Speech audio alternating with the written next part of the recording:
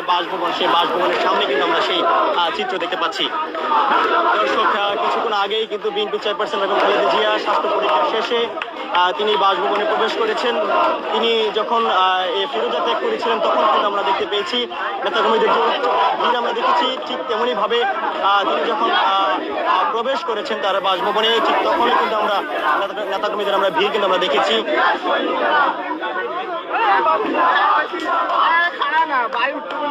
দর্শক, লন্ডন থেকে ফেরার পরে প্রথম বিএনপি চেয়ারপারসন তিনি স্বাস্থ্য পরীক্ষার জন্য বসুন্ধরা আবাসিক এলাকার যে এভার কেয়ার হাসপাতাল রয়েছে সেই এভার কেয়ার হাসপাতালে তিনি গিয়েছেন। সেখানে দীর্ঘ কয়েক ঘন্টার স্বাস্থ্য পরীক্ষা শেষে বিএনপি চেয়ারপারসন বেগম খালেদা জিয়া তিনি কিন্তু তার যে বাসভবন রয়েছে সেই বাসভবনে তিনি প্রবেশ করেছে। এই মুহূর্তে বাহিরে আমরা যে নেতাকর্মীদের যে উল্লাস দেখতে পাচ্ছি, তাদেরকে উচ্ছ্বসিত দেখতে পাচ্ছি, সেটি কিন্তু আমরা আপনাদেরকে দেখাচ্ছি।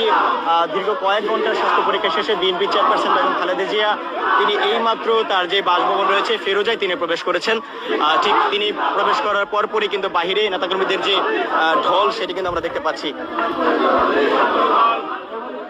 উন্নত চিকিৎসার জন্য চলতি বছরের 7 জানুয়ারি বেগম খালেদা জিয়া তিনি লন্ডনে গিয়েছেন। সেখান থেকে তিনি কিন্তু চলতি বছরের 5 মে তিনি দেশে ফিরেছেন। তারপরেই কিন্তু আজকেই প্রথম তিনি স্বাস্থ্য পরীক্ষার জন্য এভার কেয়ার হাসপাতালে গিয়েছেন।